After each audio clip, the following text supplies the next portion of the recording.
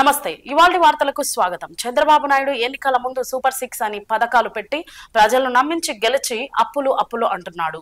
అప్పుల గురించి క్లారిటీ ఇచ్చిన వైఎస్ జగన్ ఎన్ని అబద్ధాలు ఆడడానికి కూటమి ప్రభుత్వం సిగ్గుపడాలి అని లెక్కల గురించి మాట్లాడుతున్న వైఎస్ జగన్.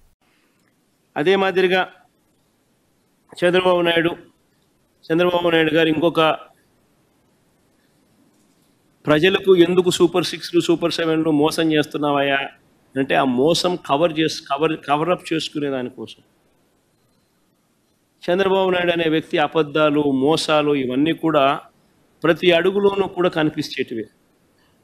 ఈ కనిపించే ఈ అడుగుల్లో వేసే తప్పులు, వీళ్ళు చేసే మోసాలు ఇంకా ఏ స్థాయిలో ఉన్నానంటే ఈరోజు కూడా మొన్న ఆశ్చర్యపోయాను.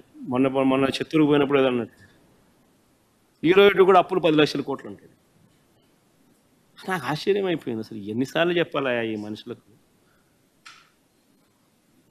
ఎందుకు ఇలా అబద్ధాలు చెప్తారు? ఎన్నికల ముందంతా 14 లక్షల కోట్లు అప్పులు అని చెప్పి మన 12 లక్షల కోట్లు అంటారు. మన గవర్నర్ ప్రసంగంలో కూడా 10 లక్షల కోట్ల అప్పులు అని చెప్పి మన నేరుడు బడ్జెట్లో చెప్పించారు.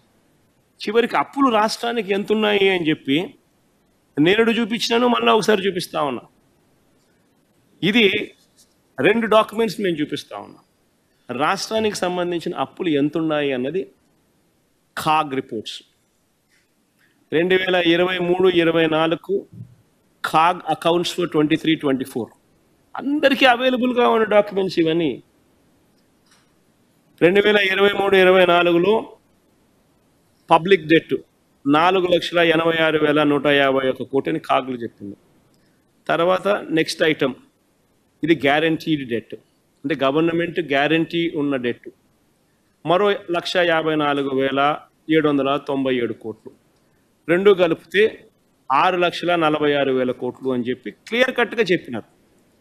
ఇదే చంద్రబాబు నాయుడు గారి హయాంలో మాకు తాను వెళ్తూ వదిలేసిన డెట్ ఎంత అని చెప్పి చూస్తే చంద్రబాబు నాయుడు గారి హయాంలో ఇది తాను ప్రవేశపెట్టిన బడ్జెట్ డాక్యుమెంట్.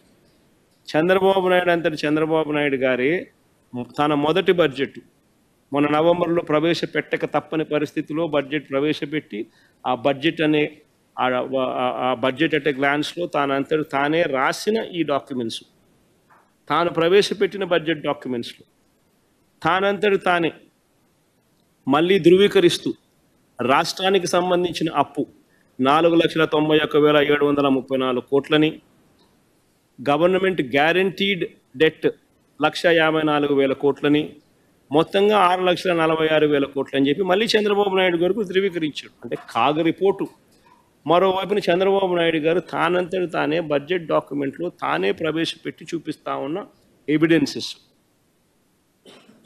అక్కడే చంద్రబాబు నాయుడు అదే బడ్జెట్ డాక్యుమెంట్లో 2018-19 అంటే చంద్రబాబు నాయుడు గారి హయాం వరకు ఉన్న అప్పులు ఎంతో కూడా రాశాడు.